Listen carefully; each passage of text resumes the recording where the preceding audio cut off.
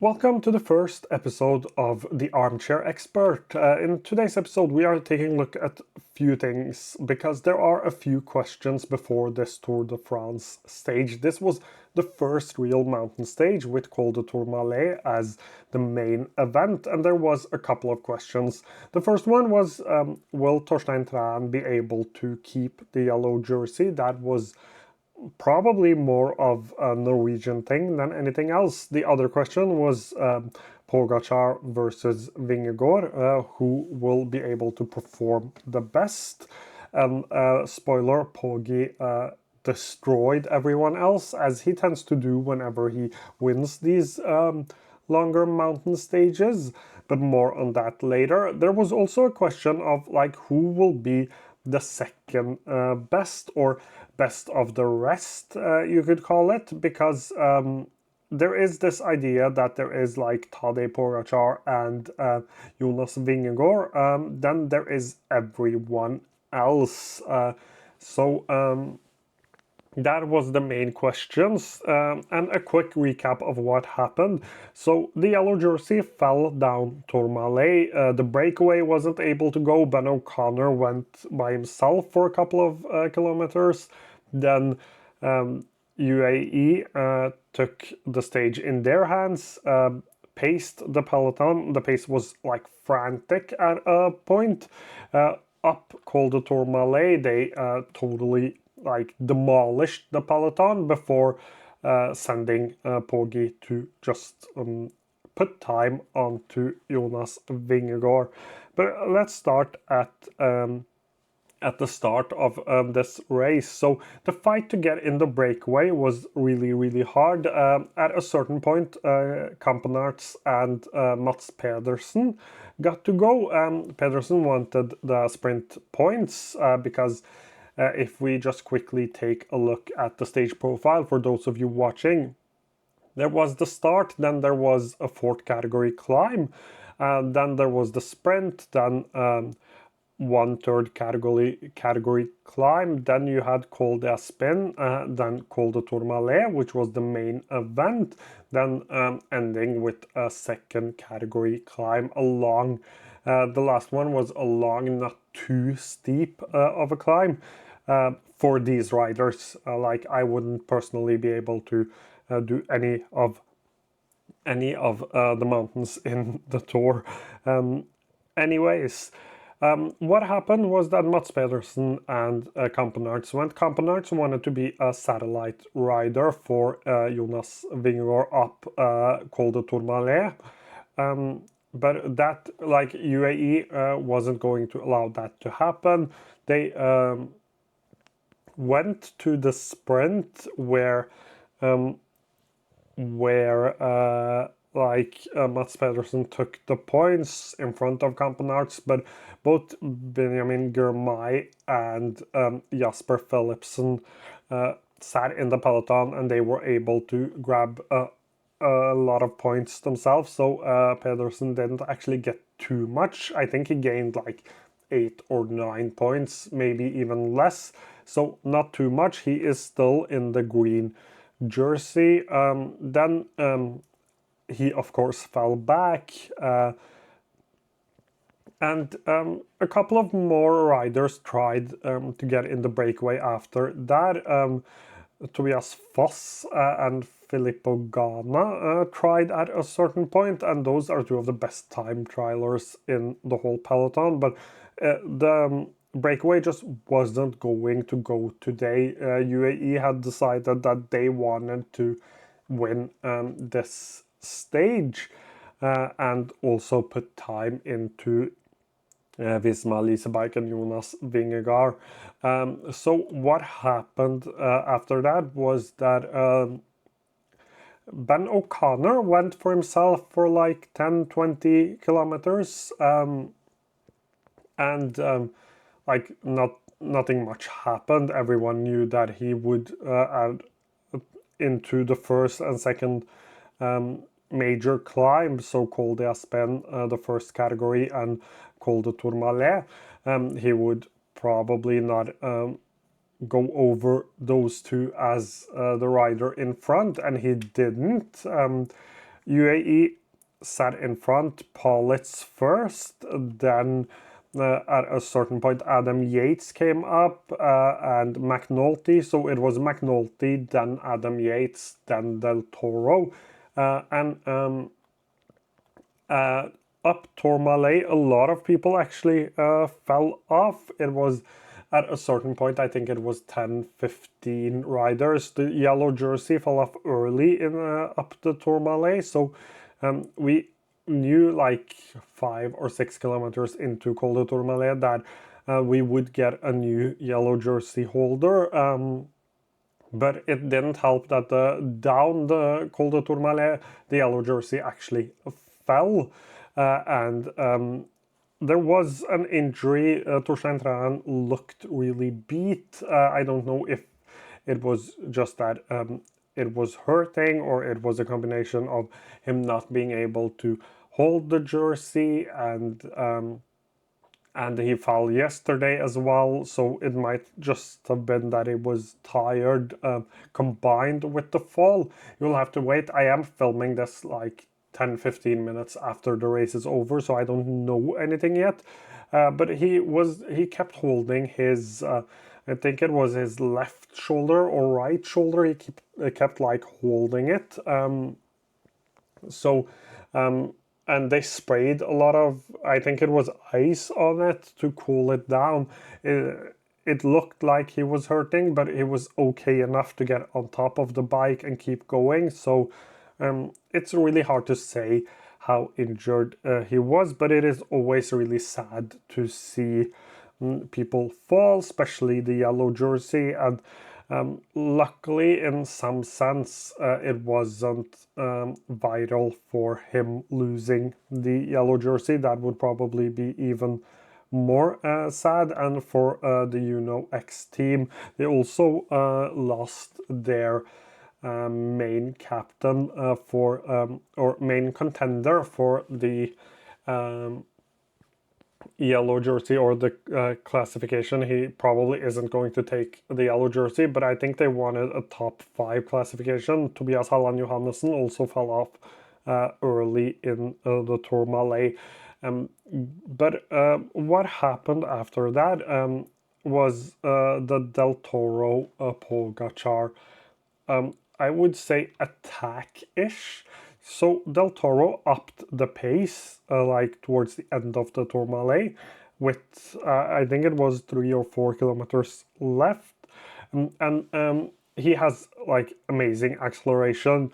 Jonas Vingegaard wasn't able to follow. Pogacar was right at Del Toro's wheel. They went together for like a kilometer, maybe a little more, maybe a little less, but then Del Toro allowed Poggi to just go by himself. And at that point, it was like 8 or 9 seconds to Jonas Vingegaard, who tried his best to like stabilize it, maybe catch up in the long downhill after the Col de Tourmalet, which was the downhill that Torstein Tran fell on. But he wasn't able to. He stabilized it around like 20-30 seconds. Then down the Tourmalet, he lost a lot more. It suddenly was a minute, over a minute. And like when UAE was trying to break up the peloton and setting the pace and pacing the peloton, I think Jonas Vingegaard lost too many of his domestiques. He lost Matteo Jurgensen. He only had Sepp Kuss for the last part. And especially the Matteo Jurgensen falling off that early was like, it wasn't any good for Visma. It might have something to do with the fact that he tried to get in the breakaway earlier. They also didn't have Campenaerts at all because he also tried to go into the breakaway. Not that he would be the one up all of the hills, but and all of the mountains, but he probably didn't have much to give after trying to get into the breakaway. They also lost Amiral, the French rider, really early on. I think he fell on one of the days prior, so he doesn't seem to be in his best form. And UAE, the UAE riders like Adam Yates, McNulty, Del Toro, they looked so good. Del Toro actually finished third on the stage. And Vingegaard, I think he like tried to follow, and if he was able to like catch up in the downhill section here, he would be able to follow Tadej Pogacar up the last mountain, but he wasn't able to, and he probably ended up at a point where he was just tired and wasn't able to follow the pace that Poggi set, and ended up losing over 2 minutes. So it was around 1.5, 1:40 at the start of the last climb, and he lost around 40 seconds a minute on the last climb as well.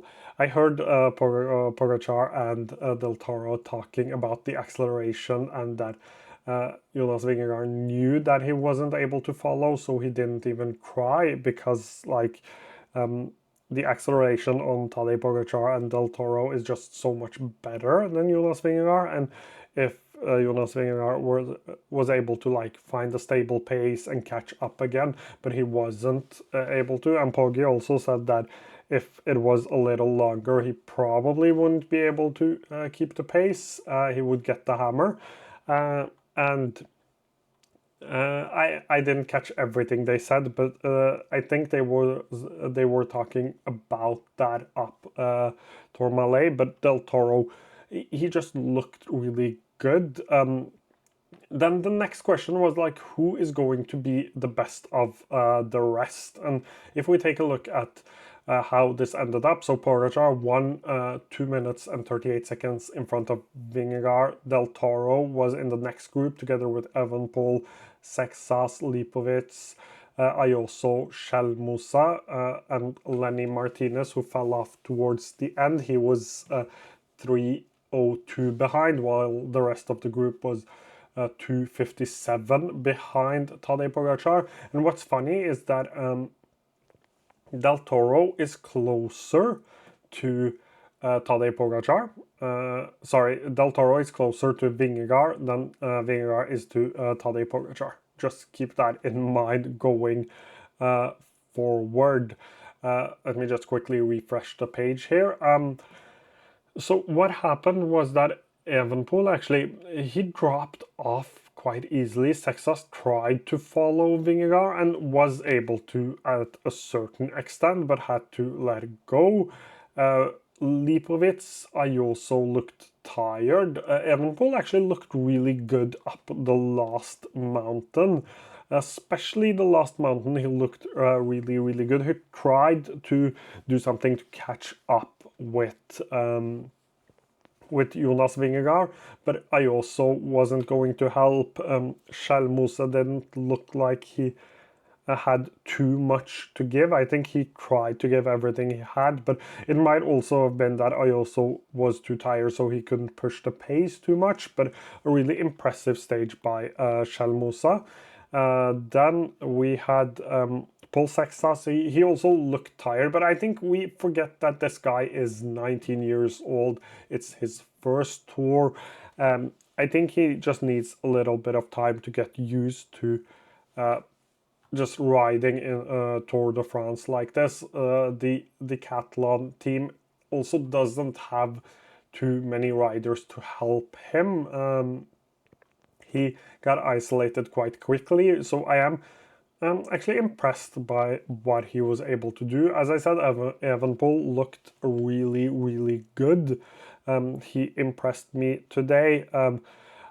It looked like he had a lot more to give. He probably, if he had like some help from the rest of the group, like Ayuso, Shelmusa, Lipovic didn't have anything to give, it looked like. But if Ayuso, Shelmusa, Sexas had a little bit more to give, and were going to help him, they probably would have been able to catch up with Vingegaard, but they only lost like 19 seconds, which isn't that much. There is also some bonus seconds there. When it comes to the general standings, Pogacar is 2:42 in front of Vingegaard. Then it's 3:27. Sorry, 3:27 to Del Toro. So around 40 seconds from Vingegaard to Del Toro. Evenepoel is 3:30 behind. Ayuso 3:34. Sexas 3:55. Lipovic 4 minutes. And Lenny Martinez 4:21. Chalmousa is 4:57 behind. When it comes to the youth classification, Del Toro took the white jersey with Ayuso and Sexas coming from behind. Pogacar took the climber jersey, the polka dot jersey, which he sometimes just wins because he wins all of the stages, so that might happen again. My final thoughts here is that I think Remco Evenepoel surprised me. I think he looked like the best of the rest. He might even be able to fight with Vingegaard. His biggest struggle has been the long mountains, and I think he did really well up Col de Tourmalet. And he had a lot to give again in the last climb. I think Paul Sexas impressed me a lot, given his young age, given that he's just a talent, and I think he needs more time to become even better. But it seems like Pogacar already has been he is ready to just end the tour already. I don't know what else to say. It will be hard to catch up those 2 minutes, especially when he is in front, and on a bad day he can stay on the wheel and just rely on his acceleration in a sprint and try to win stages that way, and not having to play catch up all the time, and also Vingegaard not having multiple people to send out, so he can just attack himself. He can try to send out Sepp Kuss, but Del Toro even looked better, and he doesn't have his team close by in the standings in the same way they had when the first time he was able to beat Pogacar. That was when he and Primož Roglič kept on attacking until Pogacar was done. So I remember that stage really well. They aren't able to do something like that. On the other hand, that is actually something that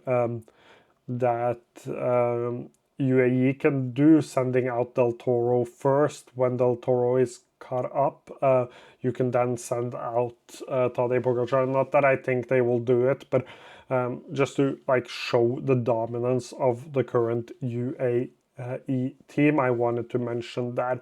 Tomorrow's stage, before we end this off, is a flat stage. There will be a sprint here. I think the sprinters now deserve a couple of days where they can win something. The same goes for the 8th stage. The 9th stage is a little hilly.